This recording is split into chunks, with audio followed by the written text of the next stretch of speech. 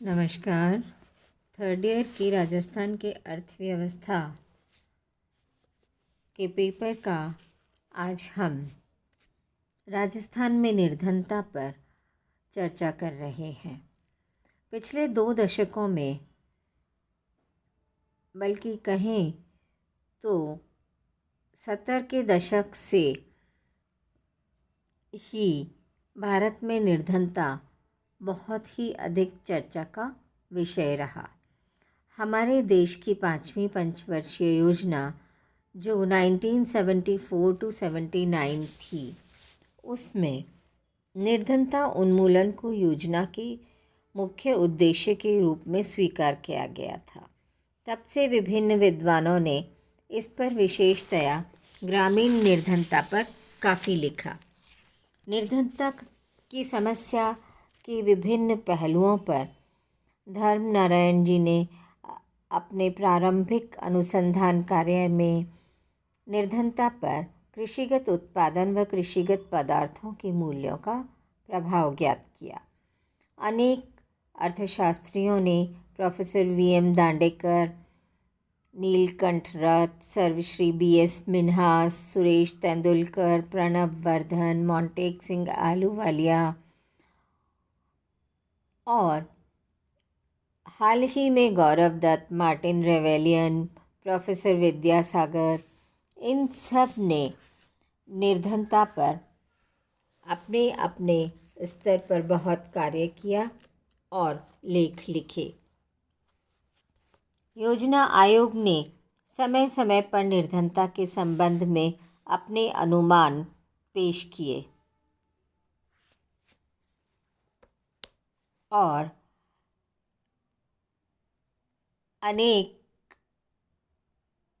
प्रकार के अनुमान प्रकाशित करने के बाद में उन्होंने एक लकड़ा वाला विशेषज्ञ दल को एक विधि निर्धारित करने के लिए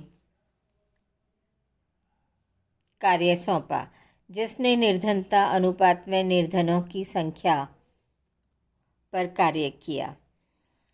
निर्धनता की समस्या ने सरकार व नियोजकों का ध्यान अपनी तरफ कई कारणों से आकर्षित किया है।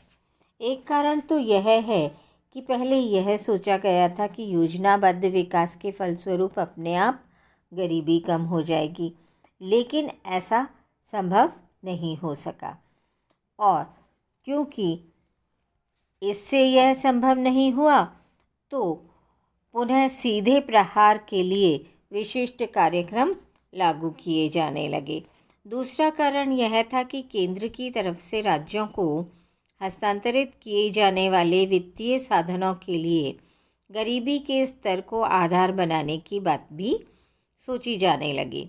हालांकि नवे वित्त आयोग ने अपनी प्रथम रिपोर्ट में तो गरीबी को आधार बनाने पर बल दिया था, लेकिन बाद में इसके माप की कठिनाइयों को देखते हुए अपनी दूसरी और अंतिम रिपोर्ट में इसके स्थान पर अनुसूचित जाति व अनुसूचित जनजाति खेतीहर मजदूरों की संख्या के आधार पर पिछड़ेपन का मिश्रित सूचकांक तैयार करके उसे नए आधार के रूप में अपनाने पर बल दिया था। यदि हम गरीबी की रेखा के माप की बात करें तो 70 के दशक के प्रारंभ में ही गरीबी की रेखा को प्रति व्यक्ति मासिक व्यय के रूप में परिभाषित किया गया था। इस संबंध में मुख्य बात यह कही गई थी कि व्यय के इन स्तरों पर ग्रामीण क्षेत्रों में प्रति व्यक्ति प्रतिदिन 2400 कैलोरी के बराबर उपभोग और शहरी क्षेत्रों में 2100 कैलोरी के बराबर उपभोग का स्तर प्राप्त करना संभव हो सकेगा। इसलिए इन स्तरों के नीचे यदि प्रति व्यक्ति प्रति माह खर्च करने वाले व्यक्ति हैं तो वे गरीब माने जाएंगे। बाद में गरीबी की रेखा में कीमत सूचकांकों के आधार पर आवश्यक परिवर्तन किए जाते रहे। भारत में गरीबी की अवधारणा में न्यूनतम कैलोरी के उपभोग की गारंटी दी गई और यह एक निरपेक्ष अवधारणा है क्योंकि इसे उपभोग के साथ में जोड़ दिया गया है। यदि इसे हम मूलभूत आवश्यकताओं की पूर्ति के लिए जरूरी न्यूनतम आमदनी से जोड़ देते तो भी यह निरपेक्ष अवधारणा ही मानी जाती। गरीबी की सापेक्ष अवधारणा में चोटी के 10% या 5% के खर्च की तुलना निम्नतम 10% या 5% के खर्च से की जाती है। इससे व्यय में असमानता का अनुमान भी लगाया जा सकता है, लेकिन हमने भारत में गरीबी की अवधारणा को निरपेक्ष रूप में लिया है और इसे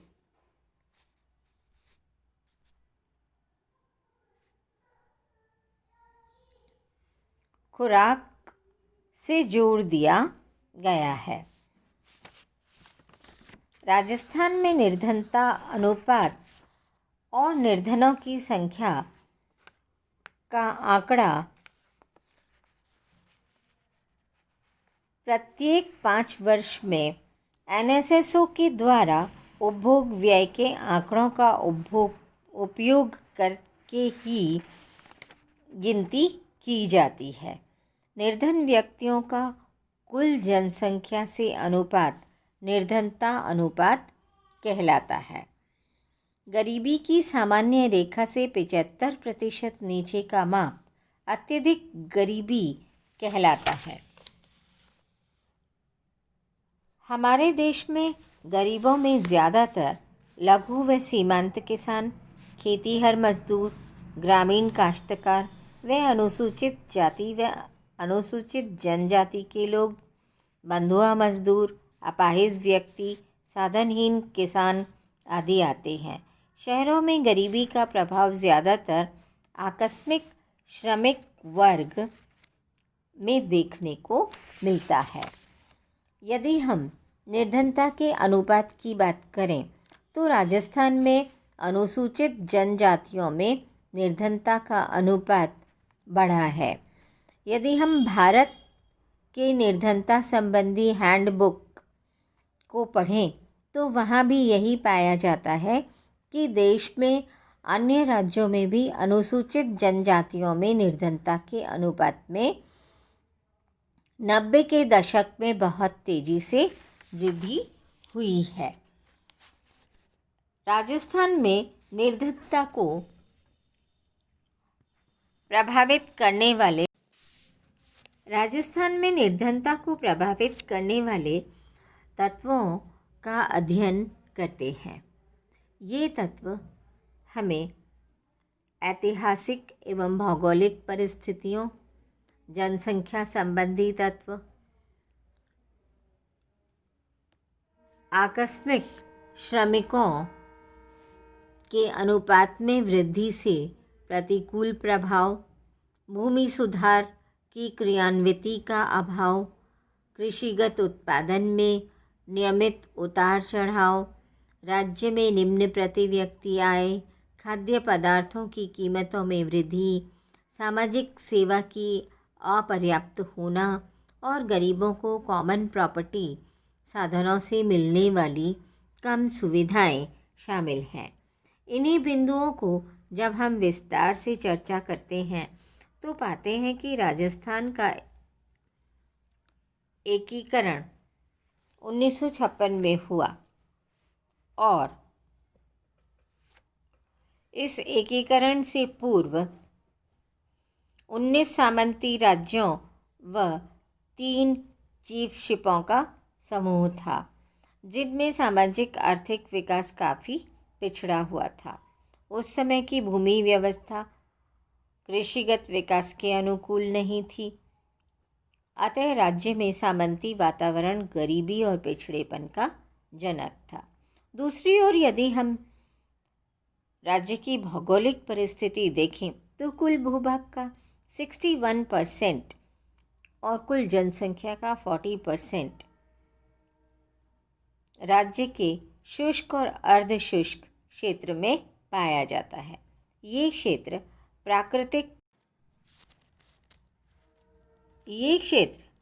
प्राकृतिक विपदाओं जैसे अकाल सूखे के निरंतर शिकार होते हुए पाए गए हैं।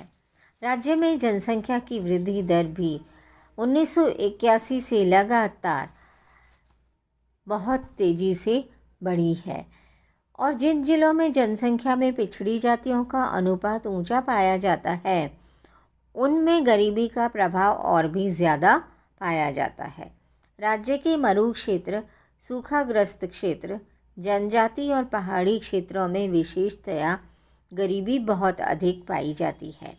राज्य में श्रमिकों में आकस्मिक श्रमिकों के अनुपात के बढ़ने से निर्धनता पर प्रतिकूल प्रभाव आया है। प्रति 5 श्रमिकों में से 1 श्रमिक आकस्मिक श्रमिक की श्रेणी में आता है। भूमि सुधारों का यदि हम क्रियान्वयन देखें तो राज्य में सीमा निर्धारण कानून को लागू करके अतिरिक्त भूमि को भूमिहीनों में बांटने के काम में वास्तविक प्रगति बहुत धीमी रही है।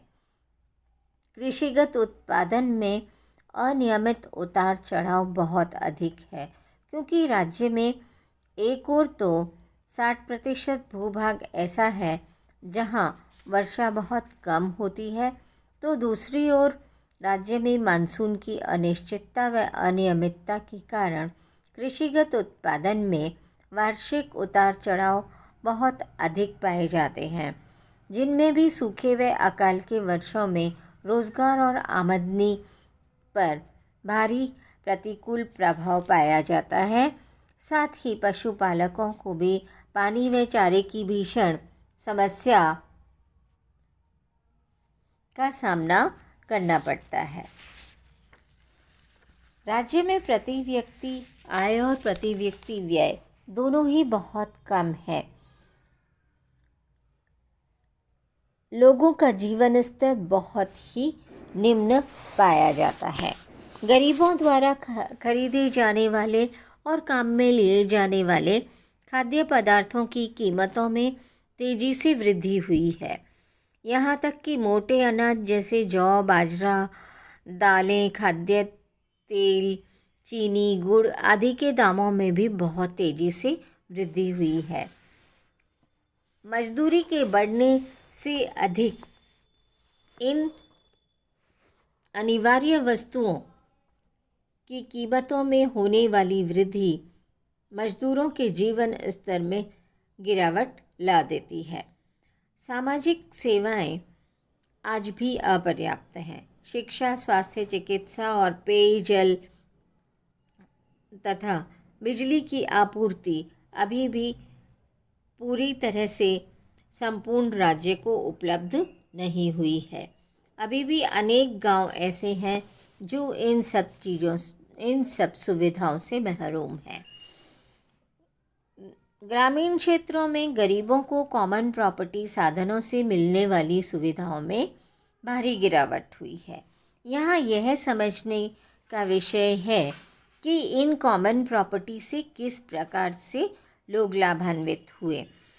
Doctor NS. जोधा ने अपने एक अध्ययन में बतलाया कि पहले ग्रामवासियों को प्रति परिवार गांव की कॉमन संपत्ति के उपयोग से, जैसे कि चरागाह, वन, नदी,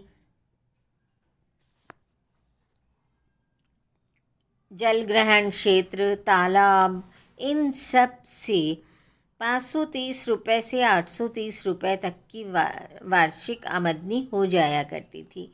लेकिन अब इन सब चीज़ों के निजीकरण होने से कोई कॉमन प्रॉपर्टी नहीं बची है। अब जनजाति के लोगों को वनों से जलाने की लकड़ी तक नहीं मिल पाती है। वैसे तो वृक्षों की अनियमित कटाई, मिट्टी के कटाव व अन्य कारणों से परिवेश के असंतुलन की भारी समस्या उत्पन्न होती जा रही है, लेकिन कॉमन प्रॉपर्टी का जो लाभ गरीबों को मिलना चाहिए वो नहीं मिल पाता है। इस प्रकार से हम पाते हैं कि राजस्थान में गरीब लोग और गरीबी की अवधारणा, गरीबी के कारण ये सब स्पष्ट हैं, किंतु निर्धनता उन्मूलन के लिए जो विशेष कार्यक्रम